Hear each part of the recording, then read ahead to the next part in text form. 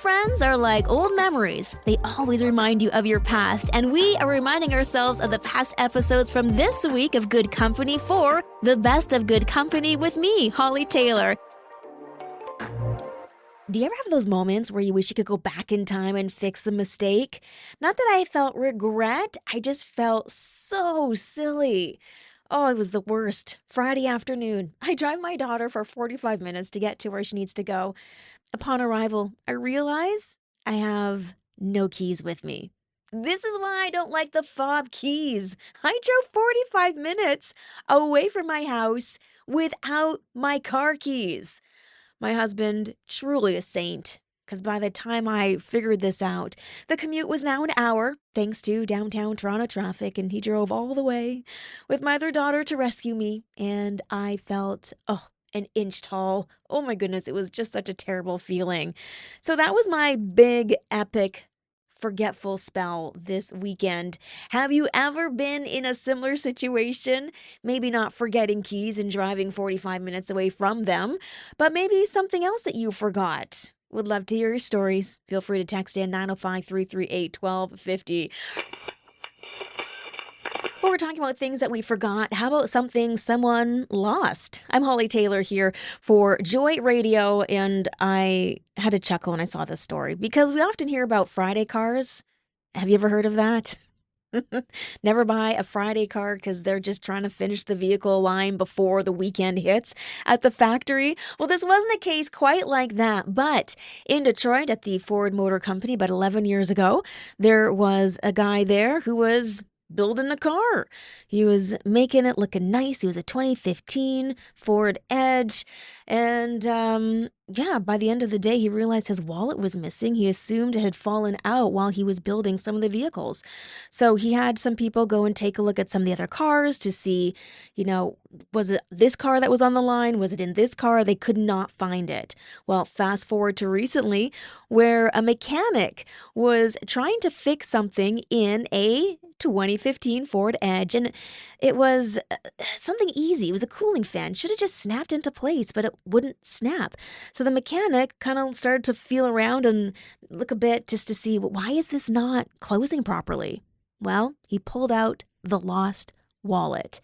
It had the license. It had $15 in cash, a faded lottery ticket, a gift card, and yes, a Ford employee ID. So he was able to track down the individual, his name, Chad, who had lost this wallet just over a decade ago. Wild, hey? You just never know what you might find in your car. It's Hollie Taylor and an interesting study about how many times moms get interrupted. It feels like a gazillion times. And if you're reflecting on those days when your kids were little, it was always, Mom, where's this? Mom, I need that. On average, a mom is interrupted every 3 minutes. That is 400 times a day. That then equals about 35,000 decisions. And then we wonder why we feel like we have a time management problem and that we are tired. Because all these interruptions just don't make you tired. They also reshape your brain due to cortisol levels, fatigue, stress.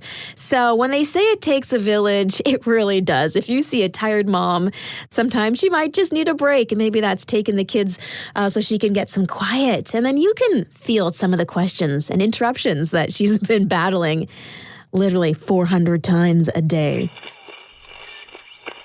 I'm Hollie Taylor, and have you ever heard that saying that hurt people hurt people? Or how about that angry people are sad people? These kind of phrases have helped me reframe how I respond to people who might be responding to me in what I would feel a totally benign, basic situation, but their response is one of anger. Now I wonder, why are they so angry? And what's going on? It allows, when you ask those questions, for empathy and maybe for you to respond in a way that's more love-filled than responding from a place of now you being angry, because we all know when the two parties become angry, it becomes a very, less than kind of situation. So when someone is angry, just take a moment and pause, take a deep breath, and just think, You know what? They might be really sad today.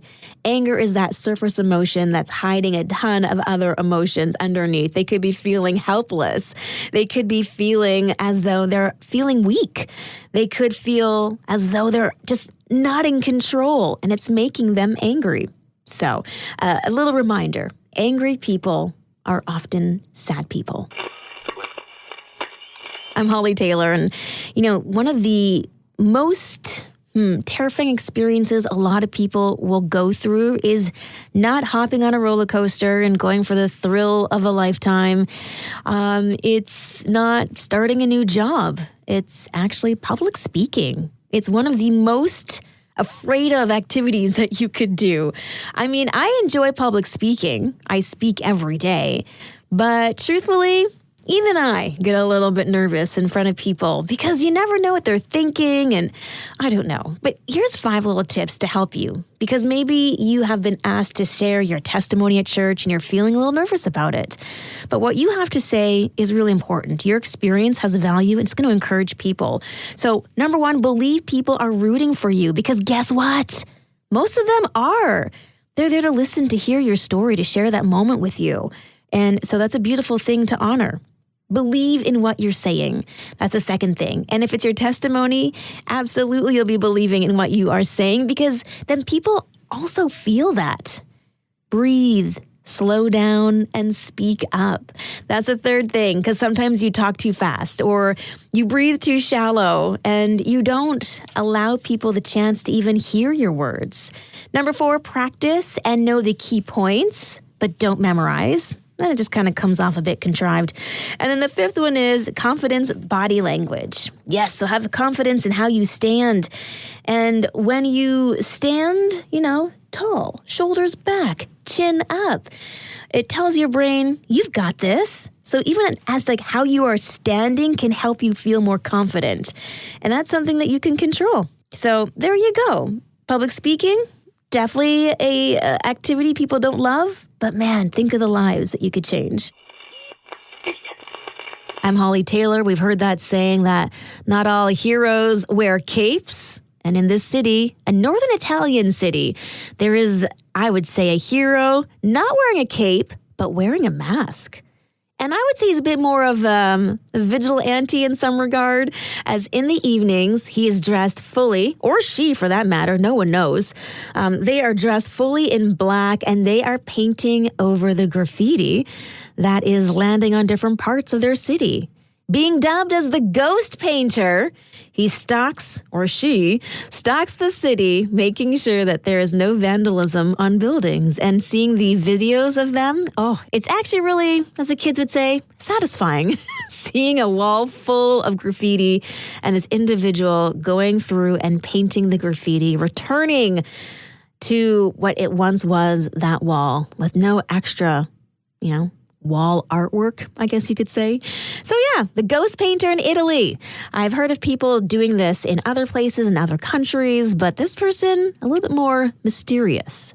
Under the cover of darkness, wearing a mask, painting one wall at a time.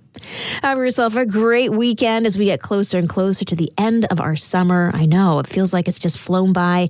May this weekend be one where your bucket list and to-do list is visible so you can tackle some of those exciting and more enjoyable things on that list. We'll see you Monday here on Good Company.